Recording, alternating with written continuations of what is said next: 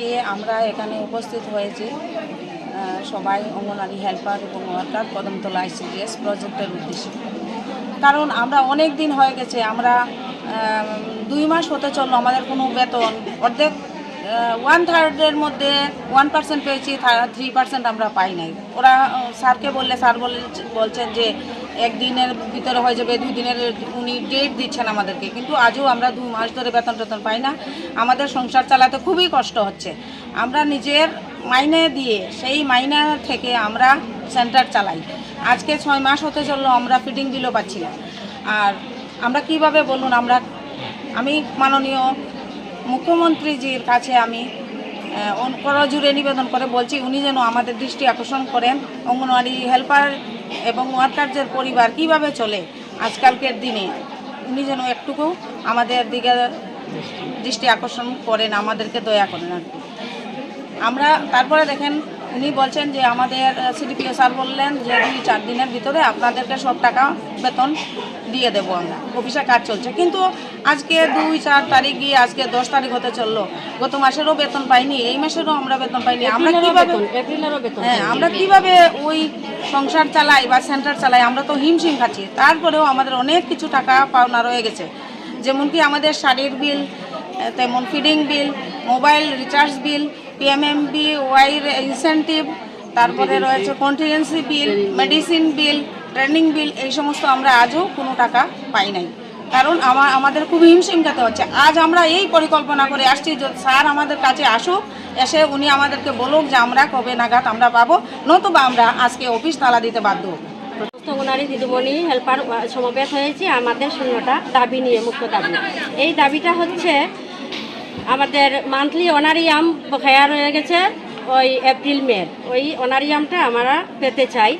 আর আমাদের প্রতি মাসের 3 তারিখের মধ্যে বেতন অনারিয়ামটা দেওয়া হোক। ফিডিং বিল আমাদের জানুয়ারি থেকে মে পর্যন্ত এখনও বকেয়া রয়ে গেছে, সেটা আমাদের অতি সত্বর মিটিয়ে দেওয়ার জন্য। সম্পূরক পুষ্টি আহারের অর্থ যে দেওয়া হয় বাজারের সঙ্গে সামঞ্জস্য রেখে আমাদের অর্থ প্রদান করা হোক। 2025 থেকে 26 পর্যন্ত বকেয়া কন্টিজেন্সি বিল অতি সত্বর প্রদান করা হোক। 2023 থেকে 24 পর্যন্ত টিএ বিল আমাদের বকেয়া রয়ে গেছে।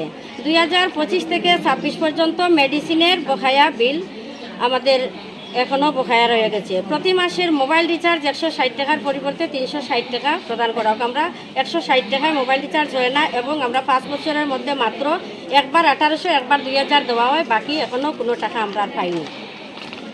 2026-এর মার্চ মাসে 40 জন অঙ্গনওয়াড়ি ওয়ার্কার আমরা জলেবাসা হায়ার সেকেন্ডারি স্কুলে ট্রেনিং করেছি। ওই ট্রেনিংয়ের যাতায়াত বাবদ আমাদের বলা হয়েছে খরচ দেওয়া হবে, কিন্তু আজ পর্যন্ত আমরা সেই খরচ পাইনি। পোষণ বি পড়াই বি 2025 আমরা ট্রেনিং করেছি, 3 দিনের ট্রেনিং করেছি। ওই ট্রেনিংয়ের টাকাও আমরা আজ পর্যন্ত পাইনি। অঙ্গনওয়াড়ি কেন্দ্রের অফিস মারফত গ্যাস সিলিন্ডার প্রদান করা হোক। অঙ্গনওয়াড়ি কেন্দ্রের কর্মী এবং সহায়িকাদের সাম্মানিক ভাতা বৈষম্য দূরীকরণ করতে হবে। আমরা 17 জন হেল্পার, 8 জন ওয়ার্কার স্টেট শেয়ার, আমরা যেটা অর্ডার করা আছে ওই অর্ডার থেকে আমরা কম পাই। এটা আমাদের মিটিয়ে দেওয়া হোক সংশোধন করে। আমরা ওইখানে সাবমিট করছি আমরা অফিসে তথ্য দিয়া। তো AW আবার আমরা অঙ্গনওয়াড়ি কর্মী 90% এবং 10%, এটা আমরা 196 জনে আমরা ওই যে পাওনা টাকা তার থেকে আমরা কম পাই। ওই পাওনা টাকাটা আমাদের দ্রুত মিটিয়ে দেওয়া হোক।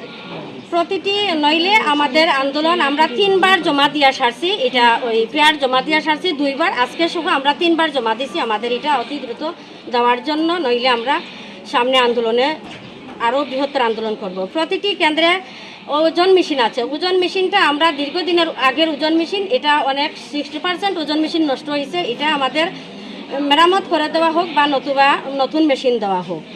অঙ্গনওয়াড়ি কেন্দ্রগুলিতে অনেক পুরাতন গড় আমাদের কেন্দ্র আছে। ওই কেন্দ্রগুলিতে আমাদের বিভিন্ন সমস্যা, অনেকের যেমন গড় ভাঙ্গা, উপর দিকে জল পড়ে। আমরা প্রতি বছর এটা লিখিত আকারেও জানান দেই, এবং আমাদের অফিস থেকে বলা হয় যে কি কি আপনাদের সমস্যা আছে, আমরা সমস্ত সমস্যা তুলে দেই।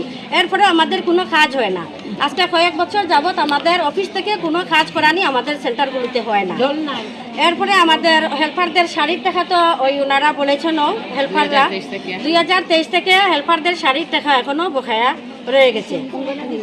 আশা করি আমাদের উল্লেখিত সমস্যাগুলি 20 তারিখের মধ্যে দ্রুত সমাধান করতে হবে, নইলে আমরা বৃহত্তর আন্দোলনে যেতে বাধ্য। মোবাইল ব্যবহার করা হচ্ছে, কিন্তু আমরা মাত্র একবার 1800 টাকা আর একবার 2000 টাকা পাইছি, আর কোনো টাকা আজ পর্যন্ত আমরা পাইনি। আমরা প্রতি মাসে 350 টাকা 360 টাকা রিচার্জ করতে হচ্ছে। তো আমরা এই দাবিটা চাই যে আমাদের 360 টাকা করে আমাদের রিচার্জটা যেন দেওয়া হয়। আমরা 160 টাকা করি, যদিও আমরা জানি দেওয়া হয়, তো 160 টাকা তো আমরা কিছু হয় না, বা এই টাকাটাও আমরা হিসাব করি আজ পর্যন্ত দেওয়া হয়েছে না।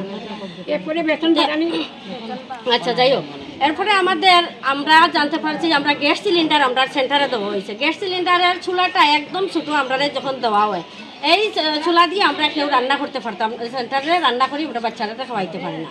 আর হচ্ছে আমরা গ্যাস সিলিন্ডারটা অফিস থেকে আমাদের যেন সরবরাহ করা হয়। আমরা একটা সিলিন্ডার নিতে হইলে আমাদের এটার যেমন গাড়ি ভাড়া টাড়া বা সময়ের ব্যাপার আছে, বিভিন্ন সমস্যা হয় আমরা, তো এই অফিস মারফতে যেন আমাদের সিলিন্ডারটা দেওয়া হয়। এরপরে আমাদের বেতনটা আমাদের বন্ধ আছে, সঠিক টাইমে আমাদের বেতন ঢুকতো, এই দাবি আমাদের। আর আমরা কিছুদিনের মধ্যে একটা এই হেল্পারের 60 টাকা হেল্পার কি গত মাত্রার কবে থেকে হেল্পার আমরা 2023 থেকে পান না, তারা 23 পাইছিল আর পাইছে না। তো হেল্পাররা কইছে 2023 থেকে তারা 60 টাকা পান না।